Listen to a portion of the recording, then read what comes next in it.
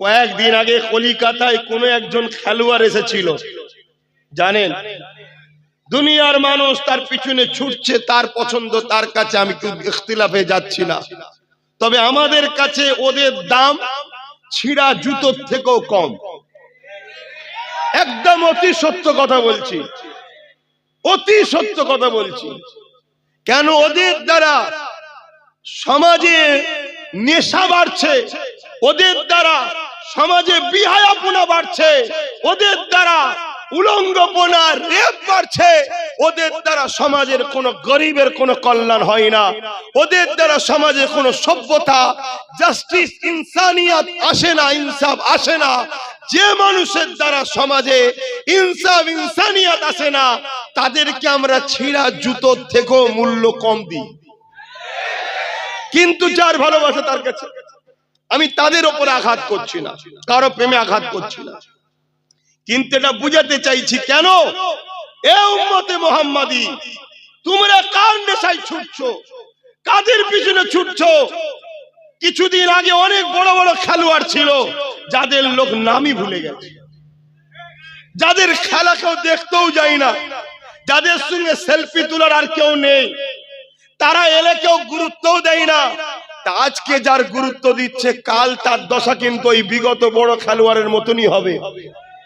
কিন্তু খেয়াল করে দেখো, 100 বছর কম বেশি হয়ে গেল, মুজাদ্দিদুল জামান, আমিরুশ শরিয়াত, শেখুল বাঙ্গাল, পীর আবু বকর সিদ্দিক দুনিয়া থেকে চলে গেছে।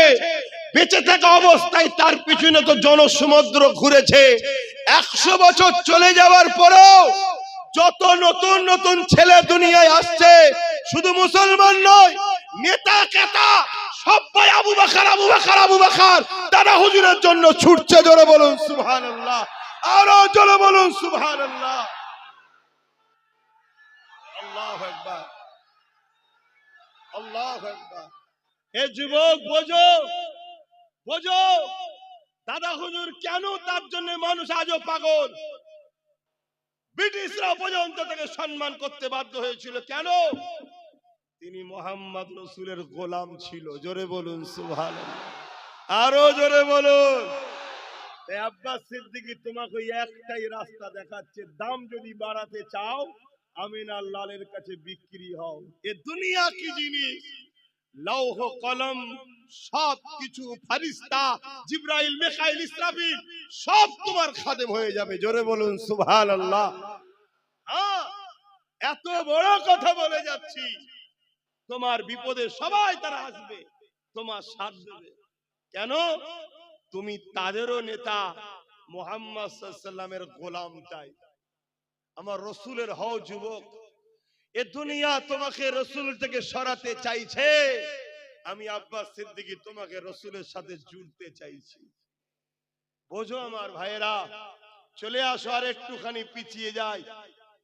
800 বছর আগে এই দুনিয়া থেকে চলে গেছে। 800 বছর আগে যখন হিন্দুস্তানে আসছিল, হিন্দুস্তানের বিভিন্ন রাজারা তাকে রুকার চেষ্টা করেছিল যে হিন্দুস্তানে ওই যুবককে আসতে দেওয়া যাবে না। এমনকি দিল্লিতে যখন চলে এসেছে, খবর পেয়ে গেছে যে দিল্লিতে উনি তাশরিফ নিয়ে চলে এসেছে, হাজারো গার্ড দিয়ে, হাজারো ব্যারিকেড দিয়ে, হাজারো ফোর্স দিয়ে, হাজারো মিলিটারি দিয়ে সেই যুবককে রুখতে পারেনি। একাই আসছে, আর রাস্তায় একটা একটা একটা করে যুবককে তার কাছে টেনে তাকেও নবীর গোলাম বানাতে বানাতে বানাতে 39 জনকে নিয়ে আজমিরে ঢুকছে।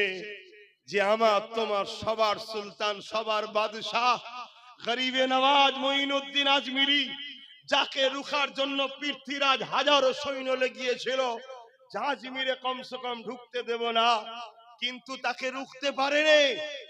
শুধু ঢুকেছে তা নয়, আজ থেকে 800 বছর আগে চলে গেছে। আজও মুসলিম অমুসলিম দেশে CM, PM, DM, M, JM আছে, সবাইকেই বাবা গরিবে নওয়াজের কাছে যেতে হয়, সবাইকেই সম্মান জানাতে হয়। এর কারণ কি?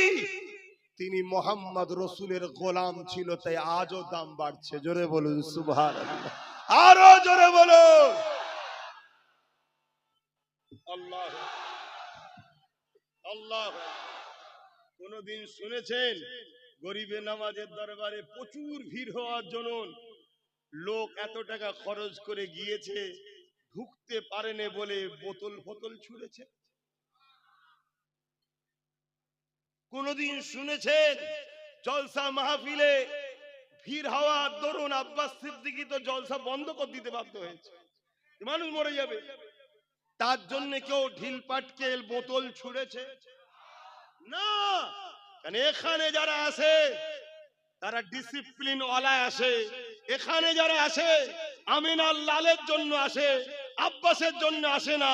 এখানে যারা আসে আল্লাহ রসুলের জন্য আসে। যে আল্লাহ রসুলের পক্ষে যে উলামা কথা বলে এরা জানে তার সাথে যাররা পরিমাণ বিয়াদবি করলে ঈমান চলে যাবে, কেন গোলামের দামের অনেক বেশি। জোরে বলুন সুবহানাল্লাহ। তাই তোমাদেরকেও বলছি গোলাম হও আমার নবী, হবে না? গোলাম হও, বাকি যতদিন বাঁচবে নবীর দিনের পাহারাদার হও।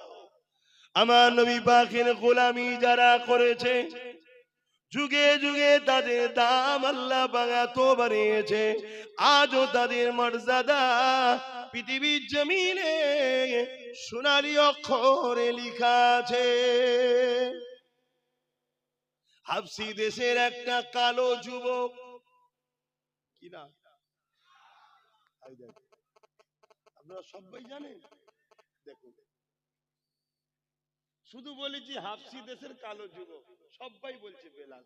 কে কে বলছেন যে জানি একটু হাত তুলে দেখান। দেখেন সবাই, কবেকার ঘটনা এটা? প্রায় 1450 বছর। সে কোন দেশের প্রেসিডেন্ট ছিল নাকি, সিএম ডিএম কিছু ছিল নাকি, বিরাট বড় ইন্টারন্যাশনাল খেলোয়াড় ছিল নাকি? কিচ্ছু ছিল না, শুধু মোহাম্মদ রসুলের গোলাম ছিল, ব্যাস।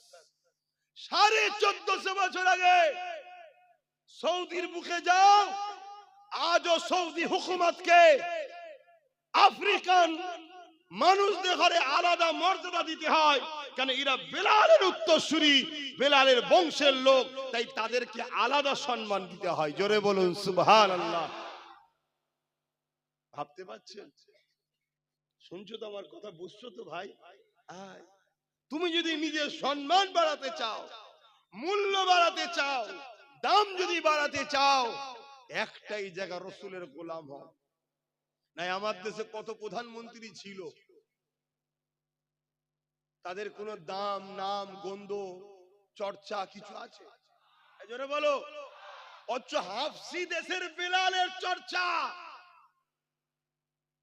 কোটি কোটি জায়গায় হচ্ছে ডেলি, ঠিক না বেটি? অথচ তিনি কোন প্রেসিডেন্টও ছিল না, তিনি কোন বড় খেলোয়াড়ও ছিল না, তিনি কোন বড় গায়কও ছিল না, তিনি ছিলেন একটাই পরিচয়, গোলাম হয়ে মক্কার বাজারে বিক্রি হয়েছে, আর তার উপরে অনেক জুলুম হচ্ছিল। একদিন সিদ্দিক আকবর খরিদ করে নিয়ে রসুলের দরবারে নিয়ে এলেন, আজাদ করে দিলেন। সে রসুলের কদমে নিজের জীবন কাটালো হুজুরের গোলামিতে। আল্লাহ তার সম্মান এত দিয়েছে, আল্লাহ নবী বলছেন আমি যখন মেরাজে গিয়েছিলাম বেলালের পায়ের আওয়াজ জান্নাতে শুনেছিলাম। জোরে বলুন সুবহানাল্লাহ। এ বেলাল, আল্লাহু আকবার, এ বেলাল কি করেছো? হুজুর আপনার গোলামি করি। আল্লাহ নবী খুশি হয়ে বললেন বেলাল তোমার জন্য একটা খবর আছে। কি খবর? ভাববেন যে লোকটা, যে ব্যক্তিটা গরিব হওয়ার দরুন এ বাজারে ও বাজারে সে বাজারে এরম বিক্রি হতো, তখন মানুষ কিনা বেচা হতো, আমার নবী খরিদ করলো। আরে আবু বকরের যা সবটাই রাসূলুল্লাহ, আমরা তো সেই ঈমান রাখতে পারিনি, তিনাদের ছিল। নবীর গোলাম হওয়ার জন্য তার সম্মান কোথায়? এবার শুনুন, অবাক হয়ে যাবে। তোমরা তো আল্লাহ করে কোন বাজারে বিক্রি হওয়া ছেলে নয়, তোমাদের বাপ দাদা সব ইসলামের। বেলাল হুজুরের বাপ দাদু গরিব মানুষ ছিলেন, তিনি বিক্রি হয়েছেন, হয়ে হয়ে হয়ে হয়ে রাসূলুল্লাহর কদমে এসেছেন। আর নবী তাকে কিনেছে এবং নবী সে গোলামি করেছে, করার দরুন সম্মান কত। আল্লাহর নবী বলছেন, বেলাল, যেদিন কিয়ামত হওয়ার পরে জান্নাতে ঢোকা হবে, সর্বপ্রথম বেলাল তুমি কিন্তু জান্নাতে ঢুকবে। জোরে বলো। আল্লাহ নবীকে হযরতে বেলাল হুজুর বলছে, হুজুর আমার কি মাজাল আছে, হুজুর আপনি তো আগে যাবেন। আল্লাহ নবী বলছে, হ্যাঁ জান্নাতের দরজা আমার জন্যই খোলা হবে, কিন্তু যে সওয়ারির উপরে আমি থাকবো ওই সওয়ারির লাগাম বেলাল তোমার হাতে থাকবে। লাগাম যার হাতে থাকে সে পিছনে থাকে না আগে থাকে? তাহলে তুমি তো আগে পা রাখবে। জোরে বলুন সুবহানাল্লাহ। ভাবো আমার নবীর গোলামিতে মানুষকে কোথা থেকে কোথা নিয়ে যায়। তোমরা কি হবে না আমার নবীর গোলাম?